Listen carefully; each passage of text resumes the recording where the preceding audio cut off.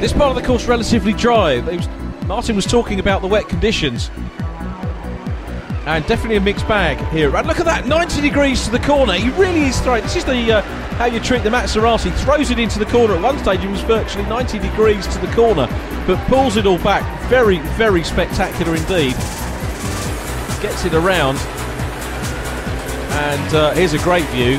Head on. There he comes right up to us here. Dab on the brakes. Throws it in sideways again. Very wide around the corner. Powers his way up, kicks up a little dirt into our faces as he goes up over the next brow. Now then, back on board we go, and down you can, most of the corners, or any of the corners, all down into a rut there, oh, and onto the infield grass. That's definitely not part of the course that he was expected to be on, but again, Martin Gould pulls it all back onto track. Great driving from him. Well, we're at about 2 minutes into what is essentially a 7-minute stage, and already what you could perceive as a couple of ragged moments. I won't say mistakes, because it's very, very difficult to drive around this course, but he pulls it all back. Now then, this is the wet part of the course. I don't need to tell you that, do I? The windscreen wiper comes on, mud, sitting water there going up onto the screen, and if you look at the ups and downs, look at the Maserati bouncing up and down, and that is causing the sunlight to come in as well through the trees. So the vision actually changes as you go around up over the bumps. Not only have you got the dirt, the mud, the water to deal with, the wipers clearing it, the wipers working very efficiently, as is the rest of the car at the moment.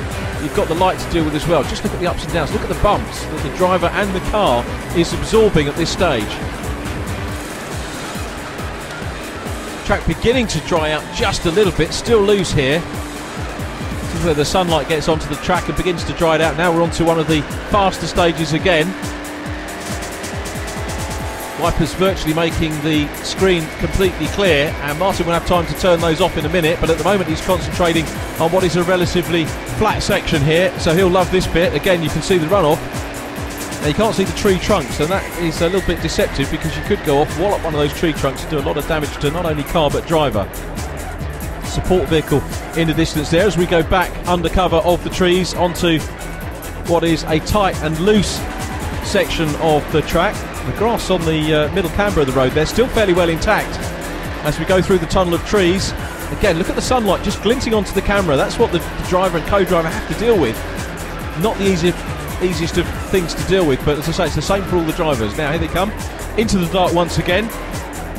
Now where the road isn't clear, you can see the triangle course markers give the drivers a good indication of where they're heading.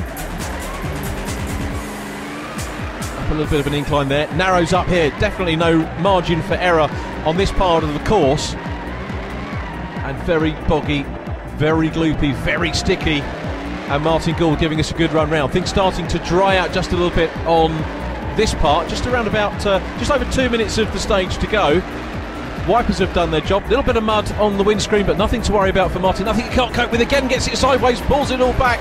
Remarkable driving here for the man who leads the event here at Radnor. You really could not get a better view than this. There we go, support vehicle again. Oh, no problem, he's got into a tree now. Has he damaged the car? He's got it going again. Well, that's the beauty of this type of event.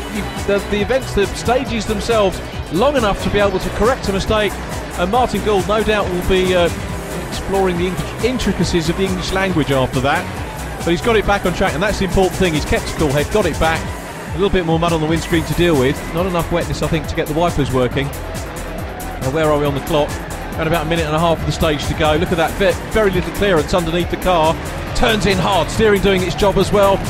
Powers his way out of there. A couple of keen photographers will be gaining the action pictures there, and no doubt loving the sound of these very, very spectacular and fast engines. Over the bounces again. This really is a great representation of a typical stage. Things beginning to dry out again as we head towards the sunlight. Back into the cover of the trees we go again. The view not the best in the world. How are we doing on the clock? Just under a minute to go on this stage. It'll open out towards the closing stages. The light at the end of the proverbial tunnel then for Martin Gould on this stage here at Radnor. Right-hander coming up, back onto something fairly loose. Now we've got a fairly fast section to take him down towards the end of the run.